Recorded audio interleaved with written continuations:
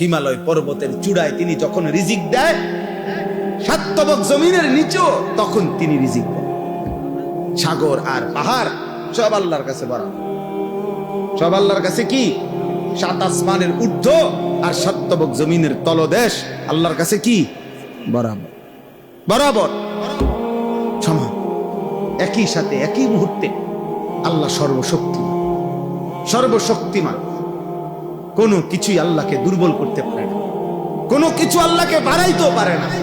তোমরা সবাই সেজদা দিয়া যদি সবাই একেবারে সকলেই যদি মুত্তাকি আল্লাহওয়ালা হও, তবু আল্লাহর শান মর্যাদা বাড়বে না। আর তোমরা সবাইও যদি আল্লাহর নাফরমানি করো, তারপরও আল্লাহর মর্যাদার মধ্যে এক বিন্দু কমবে না। লা ইয়াজিদুহু শাইউন ওয়া লা ইয়ানকুসুহু শাইউন। কারো সেজদা আল্লাহকে বাড়ায় না, কারো নাফরমানি আল্লাহকে কমায় না। আল্লাহ আল্লাহই, তিনি আছেন তো আছেনই, থাকবেন তো থাকবেন। একই গুণ নিয়ে, একই সত্তা নিয়ে, একই বৈশিষ্ট্য নিয়ে আল্লাহ তাআলা চিরমহিয়ান, চিরগরিয়া, আল হাইয়ুল কাইয়্যুম। আল্লাহকে চিনো আব্বা, বয়স্ক বাপ আল্লাহকে চিনেন, পর্দার আড়ালের মা তুমি আল্লাহকে চিনো। এই শরীর, এই যৌবন, এই সুস্থতা, এই বেঁচে থাকা আল্লাহর দান, আল্লাহর দান। রাস্তার অসভ্য মানুষকে দেখায় না, মা বেহায়া নওজোয়ানকে দেখায় না, চরিত্রহীন লম্পটকে দেখায়। আফসোসের ব্যাপার, 30 দিনের পূর্ণ রমজানের পর আহা, এক মাত্র 24 ঘন্টা গেল না, পরের দিনে ঈদ। তাহলে 30 দিন রমজান পার করে মাত্র 6 ঘন্টার ব্যবধানে, 12 ঘন্টার ব্যবধানে পরের দিন যারা আবারও অসভ্যতা আর বেহায়াপনা, অশ্লীলতার গান, বাদ্য, নাটক, সিনেমা, মোবাইল, ছবি, ব্যাকসেট এর মধ্যে উল্লাসে মেতে উঠল, এরা মুসলমান নামের কলঙ্ক। ছি ছি ছি ছি।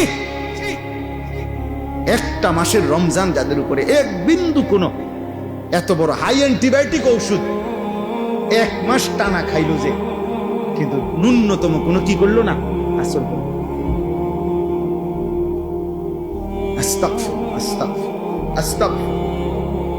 আল্লাহ আমাদেরকে মাফ করে দেন।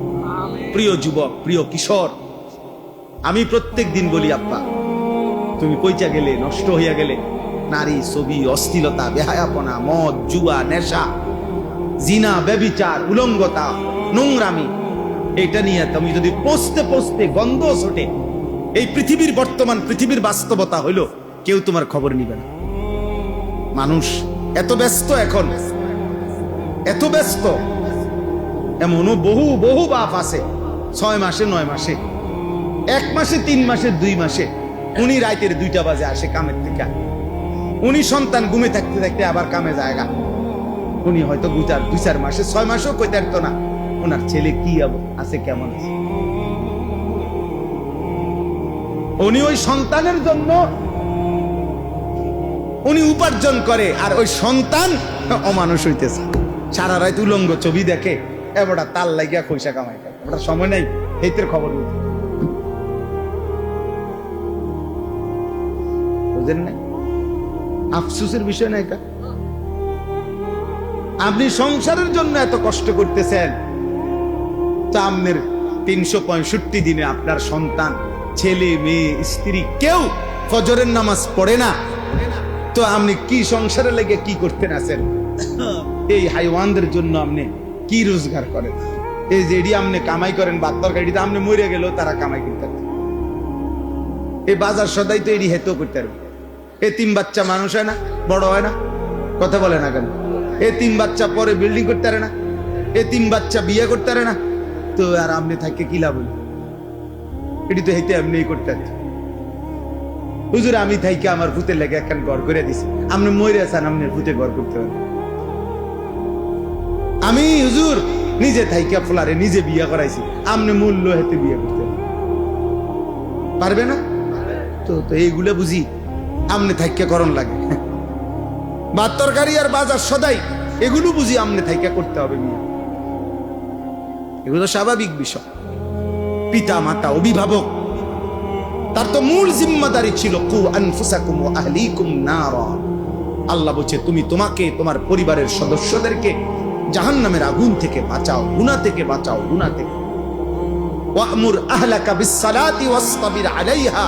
আল্লাহ বলছে তুমি নিজে এবং পরিবারের সদস্যদেরকে নামাজের আদেশ করো, তুমি নিজেও নামাজের উপরে মজবুত থাকো। তাহলে পরিবারের ব্যাপারে, স্ত্রী সন্তানের ব্যাপারে আমাদের দায়িত্বটা কি, এটা তো আল্লাহ স্পষ্ট বলে দিয়েছেন। বলেন না, আল্লাযী খালাকাল মাউতা ওয়াল হায়াতা লিয়াবলুয়াকুম আইয়ুকুম আহসানু আমালা। আল্লাহ তাআলা বলেন আল্লাহই মৃত্যু দিয়ে থাকেন, আল্লাহই জীবন দিয়ে থাকেন। এই জীবন মৃত্যুর আয়োজন, একদিকে প্রতিদিন মানুষের মৃত্যু হচ্ছে, আরেকদিন প্রতিদিন আরেকদিকে মায়ের উদর, মায়ের গর্ভ থেকে আল্লাহ তাআলা নবজাতক সন্তান জন্ম দিচ্ছে। আল্লাহ বলেন একদিকে জন্ম, একদিকে মৃত্যু, এই দুইটাই আমি সৃষ্টি করছি। আর এই যে হায়াত, এই যে বেঁচে থাকা, এই যে এক একজনকে জীবন দিচ্ছি আমি আল্লাহ, 40 হোক, 60 হোক, 30 হোক, 50 বছর হোক, কেন দিচ্ছি? কেন?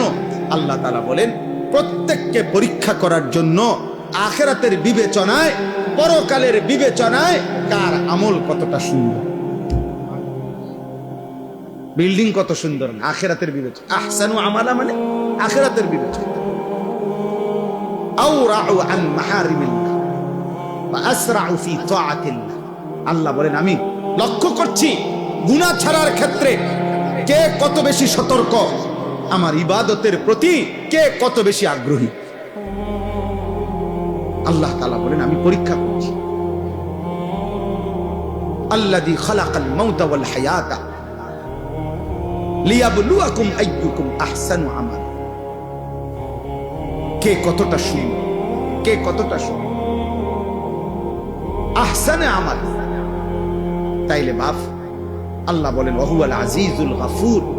আল্লাহ তাআলা ভীষণ ক্ষমতাবান এবং প্রচন্ড দয়াশীল, ক্ষমাশীল।